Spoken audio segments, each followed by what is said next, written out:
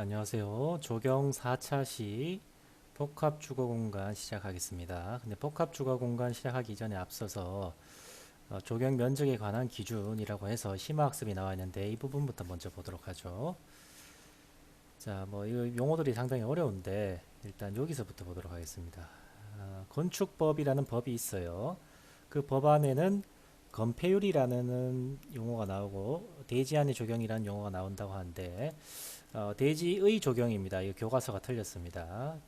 그리고 건폐율은 대지 전체 면적에서 건축물이 차지하는, 그러니까 대지 전체 면적에서 건축 면적이 차지하는 비율을 의미하는데 건축법에 건폐율이 나와 있지 않습니다. 건축법에 건폐율이 나와 있지 않고, 자, 국토의 계획 및 이용에 관한 법률에서 도시 지역에 있는 주거 지역의 건폐율이 70% 이하로 만들 수 있도록 정해져 있습니다. 그리고 각 시나 아니면 군마다 가지고 있는 건축 조례에서 이것을 좀 더 세부적으로 정할 수 있도록 융통성을 줬어요. 근데 짰지만 무조건 70%를 넘을 수는 없습니다. 70%보다 작게 정할 수 있도록 정해놓은 것입니다.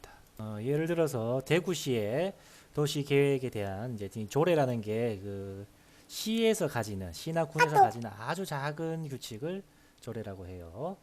자, 여기서 정하는 것은 이제 주거 지역의 경우에는 50에서 43, 뭐 보면 이렇게 되겠죠. 그럼 전체 비율이 40에서 60% 정도 된다라고.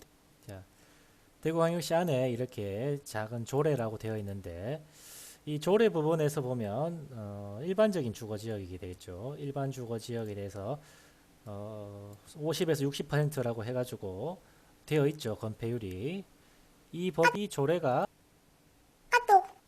여기 나오는 50에서 60%가 되는 겁니다. 어디가 헷갈리네. 그래 여기 50에서 60%로 돼 있죠. 대지 안이 아니고 여기서 말하는 대지 안의 조경은 건축 조례 안에 있는 대지 안의 조경이 됩니다. 자, 이 대구광역시 건축 조례를 살펴보면 연면적, 그러니까 전체 면적이 1000제곱미터보다 작은 대지 면적의 경우에는 5% 이하의 조경 면적을 하도록 되어 있고 1000에서 2000제곱미터 미만은 10%, 그리고 2000제곱미터 이상은 15%라고 되어 있습니다. 그리고 이 부분은 거의 대부분 지역이 거의 동일합니다. 물론 이제 땅값이 되게 비싼 지역은 그 군이나 시에서 세부 항목을 만들어 가지고 요걸 좀 많이 낮춰놨어요, 비율을. 왜냐하면 조경 면적이 많아지는 만큼 건축물을 못 올리게 되니까 그 가격이 돈을 더 적게 벌게 되겠죠. 그래서 이런 부분들이 좀 포함이 되어 있다 생각하시면 될 것 같아요. 그래서 이게 이 책에 나오는 이 부분이다 이렇게 생각하시면 될 것 같습니다. 그래서 대부분 이런 기준을 적용하고 있습니다. 관련 문제가 나오면은 이런 기준을 적용해 가지고 여러분들이 문제를 풀 수가 있게 돼요. 예를 들어서 대지 면적이 400제곱미터이고 건축 면적이 100제곱미터인 경우 건폐율과 조경 면적을 계산하시오라고 하면 전체 면적분의 건축물이 차지하고 있는 면적이 4분의 1이 되니까 이거는 25%가 되는 거고, 조경 면적은 이게 1000 미만이죠. 1000 미만이니까 5%를 적용해가지고 20제곱미터 이상의 조경 면적을 하는 게 이제 법에 대한 규정이다. 이렇게 보시면 될 것 같습니다. 자, 이런 어려운 부분 이제 일단 넘어가고 그 다음 부분 보겠습니다. 자, 복합주거 공간은 일반적으로 아파트라고 생각하시면 돼요. 아파트, 뭐 빌라 이런 것도 포함될 수 있겠지만 일반적으로는 아파트다 생각하시면 됩니다.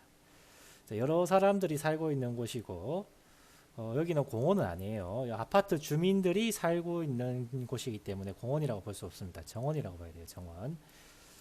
정원을 이제 만드는 게 쉽지가 않죠. 그래서 이거를 법에서 정해가지고 여러 사람들이 다 같이 즐길 수 있고 이런 뭐 쉴 수 있고 운동도 할 수 있고 이런 것들을 법의 항목으로 여러 가지를 집어넣어 가지고 설치하게 돼 있어요. 그래서 뭐 운동 공간도 만들어야 되고 녹지 공간이라고 돼 있죠. 이 녹지 공간이 조경 면적이라고 보시면 될 것 같고 바깥이랑 이제 떨어지게 나눠주는 담벼락 같은 거, 이런 프라이버시 확보해주는 이런 것도 있어야 될 거고, 하여튼 등등 여러 가지 많은 것들이 필요합니다. 그리고 최근 만들어지는 시설들은 이 주거 공간이 이제 아니다, 주차 공간이 지하로 많이 내려가죠. 그래 지하 주차장에서 바로 지상으로 슉 올라가는, 지하 주차장에서 바로 엘리베이터를 타고 슉 올라가는 그런 형태의 아파트들이 많이 지어지게 됩니다.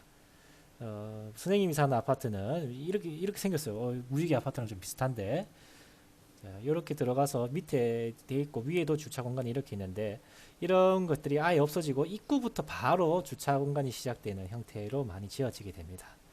그래서 그 녹지 공간을 만드는 게 좀 더 쉬워지게 되고, 그리고 여기 보면 어린이 공원도 만들어야 되고, 뭐 아파트 관리 사무소도 있어요, 경로당도 있어야 되고, 이것저것 많거든요.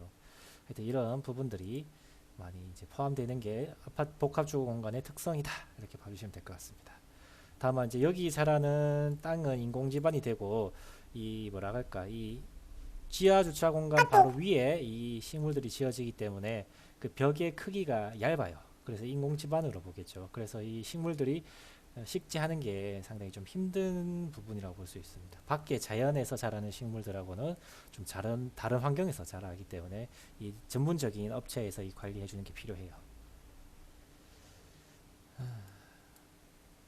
자, 이 그림에서 보는 것처럼 이 지하 주차장 위에 이렇게 지어지고, 이게 이제 뿌리가 밑으로 자라면 흙이 별로 없기 때문에 옆으로 퍼지게 됩니다. 그래서 강풍이 불 때 나무가 쓰러지는 현상이 많이 생길 수가 있어요. 그래서 강풍이 불어도 쓰러지지 않도록 하기 위해서 나무 몸통, 수간을 중심으로 많은 가지들을 정리해 주게 됩니다. 그래야지 바람에 맞는 면적이 줄어들어 가지고 나무가 쓰러지는 일들이 줄어들게 돼요. 그래서 아파트에 있는 나무들이 좀 앙상해 보이는 이유가 인공지반 위에 이 나무를 설치했기 때문에 그런 부분들을 고려해서 앙상하게 일부러 만들었다 생각하시면 될 것 같습니다. 바람 불 때 쓰러지지 말라고. 자, 뭐 요거는 이제 설계 그림인데, 자, 이거 보면 다 녹색이죠. 조경 면적이 엄청나게 넓을 것 같은데, 이런 아파트는 대한민국에서 존재하기가 상당히 어려운 아파트라고 보시면 될 것 같습니다. 우리 실제 녹지 비율이 아까 전에 법에서 본 것처럼, 규정에서 본 것처럼 조례나 15%예요. 15% 정하고 있는 게. 그래서 이 15%보다가 높으면 높을수록 녹지 공간이 많아지고 좋은 아파트다라고 불리게 되는 겁니다. 왜냐하면 그 면적 줄어드는 만큼 아파트 가격이 오르게 될 거니까요. 그래서 녹지 면적이 많은 아파트는 프리미엄 아파트다, 비싼 아파트다. 이게 좀 적은 아파트는 뭐 그냥 아파트다 생각하시면 될 것 같아요. 물론 이제 옛날에 만들어진 아파트라든지 이런 것들은 그때그때 기준이나 트렌드가 바뀌기 때문에 녹지 공간의 비율이 달라지긴 하지만, 요즘은 이제 녹지 비율이 많이 줄어들고 있는 게 아파트 추세라고 보시면 될 것 같습니다. 40%만 돼도 정말 엄청난 아파트다, 이렇게 보셔야 될 것 같아요. 자, 그리고 비오톱이라고 되어 있는데, 요거는 이제 아파트 안에 작은 소생태계를 구성한 게 됩니다. 이 비오톱은 녹지 면적에 포함이 된다는 것도 있고 안 된다는 부분도 있어가지고 선생님도 조금 헷갈리는데, 이 비오톱이라든지 옥상 정원, 그리고 벽면 녹화, 벽은 위에서 봤을 때, 평면 도상에서 봤을 때는 벽은 완전 포함이 안 되죠. 그런 것들을 따로 계산해 가지고 생태 면적률이라는 용어를 사용해서 포함하고 있는데, 교과서에는 이게 나오지 않기 때문에 그런 게 있다 정도만 알면 될 것 같습니다. 그리고 자, 이게 교과서가 틀린 부분이에요.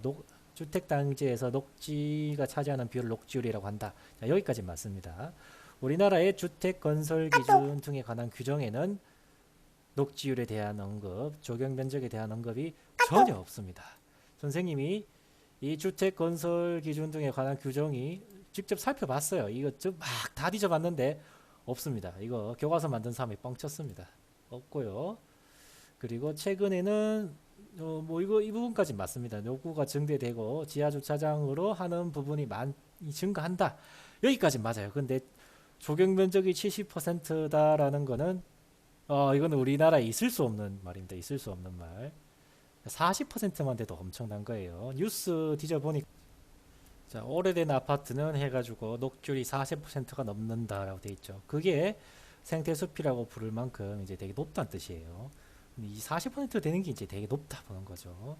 지하 주차장을 갖춘 아파트 단지는 50에서 60%다라고 돼 있는데, 자, 이게 실제로는 이제 만든 거하고 전혀 다르게 만들었다는 이 뉴스에 있지만, 자, 50% 60% 됐을 때 진짜 높다 이렇게 보는 겁니다. 그 70%는 구라입니다. 구라, 뻥이다, 뻥. 하여튼 뭐 이것까지 보시면 될 것 같고, 자, 이런 점점 여기서 아는 거는 이제 녹지 면적이 차지하는 비율이 높은 아파트가 비싼 아파트다, 좋은 아파트다 이렇게 생각하시면 될 것 같아요. 자, 그리고 주변 산이나 이런 거랑 연결해 가지고 녹지망이라고 돼 있는데, 녹지망이 뭐냐면 산이랑 산에 있는 그 푸르른 녹지, 그 나무가 자라고 있는 그런 부분이랑 아파트가 자연스럽게 연결돼 가지고 새나 곤충 같은 것들이 들어올 수 있도록 만들어 놓은 거를 이제 녹지망이라고 하는 겁니다. 그리고 아파트 안에 이런 비오톱, 그러니까 여기 나는 소 생태계를 꾸며 놓으면은 거기에 또 새로운 생물들이 더 살 수가 있겠죠. 그런 것들이 이제 새로운 기술로 포함이 되고 있다 보시면 될 것 같습니다. 그리고 그 안에는 어린이 놀이터, 아까 제가 앞에서 얘기했는 것처럼 이런 것들이 많이 포함이 돼야 되고, 그리고 범죄 예방 설계라고 해가지고 아파트 건물이랑 나무 사이 간격을 1.5m 이상 둬가지고 타고 넘지 못하게 하는 아파트가 이제 범죄 예방 설계라고 되어 있습니다. 아, 선생님이 사는 아파트는 이 설계가 안 돼 있나 봐요. 다닥다닥 붙어 있던데, 자, 범죄자가 이렇게 나무 타놓고 들어올 수도 있다고 하니까 저층에 사는 사람들은, 그리고 나무가 근처에 있는 사람들은 창문을 잘 닫고 갈 수 있도록 해주시기 바랍니다. 뭐 이런 게 이제 특별한 부분이다.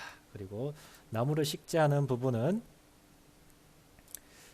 여러 가지 부분들이 고려가 돼야겠지만, 자, 일단 건물 가까이, 그러니까 이거는 뭐라고 해야 될까요? 너무 건물이 가까운 곳에서는 상록성 교목의 식재를 피하는 게 좋습니다. 왜냐하면 이 사람들이 지나다니다가 눈이 왔을 때, 겨울에 눈이 왔을 때 그 눈을 밟고 넘어질 수가 있어요. 햇빛이 들어와야 되거든요. 근데 겨울에는 상록성 수목이 오히려 안 좋습니다. 나무장, 그 뭐라고 할까? 사람들이 다니는 보도 주변에는 상록성 수목을 심지 않는 게 좋아요. 햇빛이 들어와서 눈을 녹여줘야 됩니다. 그래서 이런 상록성 식재를 피하는 게 좋습니다. 가급적. 하지만 눈을 막아야 되거나 방풍이 필요한 곳에는 상록성 식재를 해주는 게 좋아요. 예를 들어서 도로랑 아파트 사이에 이렇게 마운딩을 해가지고, 마운딩이라는 게 흙을 쌓아서 높인다고 하는 거거든요. 성토라고 표현하기도 하고, 자, 이렇게 마운딩을 해서 거기에 상록성 수목이랑 관목들을 이렇게 막 심어 놓으면은 일단 눈으로도 보이지 않을 거고 자동차 소음을 줄여줄 수 있으니까, 여기에 뭐 방음 벽을 설치하는 것보다가 훨씬 보기가 좋겠죠. 이런 상록수들을 식재하는 게 좋겠지만, 가급적 건물 주변에는 상록성 수목을 피하는 게 좋다. 그리고 계절적 변화를 느낄 수 있는 이런 것들을 하는 게 좋다. 이렇게 보시면 될 것 같고, 입구에는 큰 나무를 심는 게 좋습니다. 왜냐하면 좀 뭐랄까, 건폐율이 상당히 높은 아파트 중에서 이렇게 미로처럼 꾸며진 아파트들이 있어요. 그런 경우에는 출구를 찾기가 어렵거든요.